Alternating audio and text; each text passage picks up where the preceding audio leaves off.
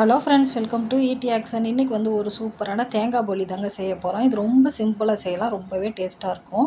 இது எப்படி செய்கிறதுன்னு பார்க்கலாம். இந்த வீடியோ பார்க்குறவங்க லைக் பண்ணுங்கள், ஷேர் பண்ணுங்கள், சப்ஸ்கிரைப் பண்ணுங்கள். இப்போ வாங்க இந்த போலி எப்படி செய்கிறதுன்னு பார்க்கலாம்.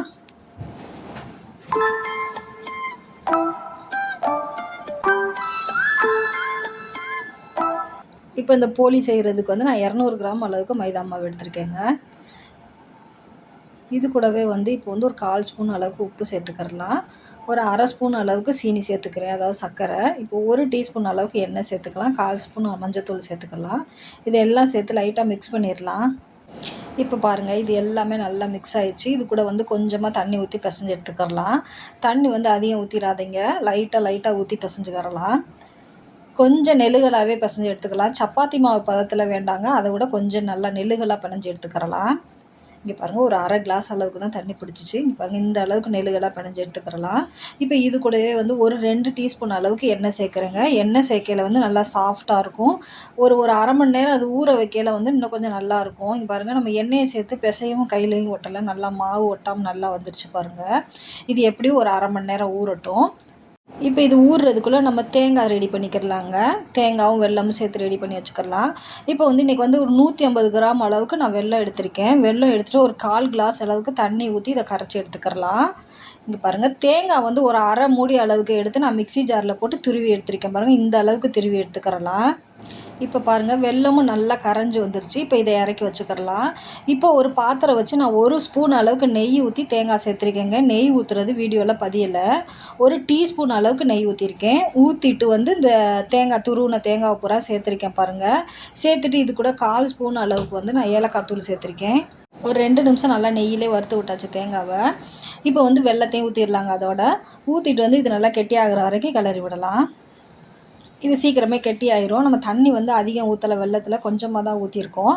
இங்கே பாருங்கள், ரெடி ஆயிடுச்சு பாருங்கள். இந்த மாதிரி இருக்கல நம்ம இறக்கி வச்சுக்கலாம். இப்போ அடுப்பு ஆஃப் பண்ணிடலாம். ஆஃப் பண்ணிவிட்டு பாருங்கள், இப்போ நான் ஆரம் வந்து உருண்டை பிடிச்சி வச்சுக்கிட்டேன். நம்ம உருண்டை பிடிச்சி வச்சுட்டோன்னா கொஞ்சம் ஈஸியாக இருக்கும் நம்ம செய்யலை. பாருங்கள், இப்போ மாவுமே நல்லா நம்மளுக்கு சாஃப்டாக இருக்குது பாருங்கள். நம்மளுக்கு வேணுங்கிற அளவுக்கு எடுத்து நம்ம உருட்டிக்கிறலாம். நான் இன்றைக்கி வந்து சின்ன சைஸாக தாங்க போட போகிறேன். இங்கே பாருங்கள், இந்த மாதிரி நம்ம லைட்டாக கையில் எண்ணெயை தடவிட்டு செஞ்சோம்னா கையில் ஒட்டாமல் நல்லா ஈஸியாக வரும். பாருங்கள், எல்லாமே உருட்டி வச்சுட்டேன். உருட்டி வச்சுட்டு இந்த மாதிரி தட்டில் தான் நான் தட்டுறேன். இன்றைக்கி இலை எதுவும் என்கிட்ட இல்லை. இங்கே பாருங்கள், லைட்டாக அப்படி தட்டி விட்டுட்டு நம்ம உள்ளுக்குள்ளே அந்த பால்ஸை வச்சிடலாம். வச்சுட்டு லைட்டாக மாவு எடுத்து விட்டுறலாங்க. எடுத்து விட்டு இப்போ நல்லா உருண்டையாக உருட்டி வச்சுக்கிறலாம். இப்போ இதே போல் நம்ம எல்லாம் செஞ்சுட்டு நம்ம ஈஸியாக இருக்கும் இது போல் செஞ்சு வச்சுட்டு நம்ம தட்டுறதுக்கு. பாருங்கள், இந்த மாதிரி நம்ம எல்லாமே தட்டி வச்சுக்கிறலாம். இது ரொம்ப சிம்பிளான ரெசிபி தாங்க. நம்ம இதை செய்யணும்னு நினச்சோம்னா டக்குன்னு செஞ்சிடலாம். கரெக்டாக செய்யணும், செஞ்சிட்டோம்னா ஈஸியாகவே செஞ்சு எடுத்துடலாங்க. இப்போ பாருங்கள், நான் தோசைக்கல்லில் தான் போட்டு எடுக்க போகிறேன். இங்கே பாருங்கள், நான் அதிலே வச்சு தான் லைட்டாக தட்டிக்கிறேன். நான் சின்னதாக தான் தட்டுறேன் இன்றைக்கி. நான் பெருசாலாம் எடுத்துக்கிறல. நான் வந்து பூரணம் உள்ளுக்குள்ளே வந்து நிறையா வச்சுருக்கேங்க. நிறையா வச்சுருந்ததுனால அப்படியே தோசைக்கல்லே வச்சு தட்டி எடுத்துடுறேன். இங்கே பாருங்கள், தட்டிட்டு லைட்டாக எண்ணெய் ஊற்றிக்கலாம். நெய் ஊற்றி செய்கிறதுனாலும் ரொம்பவே நல்லாயிருக்கும். நான் இன்றைக்கி வந்து எண்ணெய் தாங்க சேர்த்துருக்கேன், நெய் சேர்க்கலை. பாருங்கள், 2 பக்கமுமே நல்லா திருப்பி போட்டு எடுக்கலாம். அடுப்பை வந்து சிம்மில் வச்சு போட்டுட்டோன்னா ரொம்ப நல்லா ஈஸியாக வரும். நம்ம போடையிலே வந்து லைட்டாக புஷ்ஷுன்னு வருங்க, எலும்பி வரும். இங்கே பாருங்கள், நல்லா ஈஸியாக போட்டு எடுத்துடலாம். நான் இன்றைக்கி பூரணம் வந்து அதிகமாக வச்சுருக்கிறதுனால வந்து நான் வந்து லைட்டாக அதிலே தான் வச்சு தட்டி விட்றேன் பாருங்கள். நம்ம கீழே தட்டில் வச்சு தட்டி எடுத்து போடுறதுக்குள்ளே அது பிஞ்சு வந்துடும். அதனால நான் வந்து கல்லுலேயே தான் வச்சு தட்டுறேன் பாருங்கள். இப்போ வந்து எல்லாமே இதே போலே போட்டு எடுத்துடலாங்க. பாருங்கள், எல்லாமே போட்டு எடுத்துகிட்டே பாருங்கள். இதே போல் நீங்களும் ட்ரை பண்ணி பாருங்கள். தேங்க்யூ ஃபார் வாட்சிங்.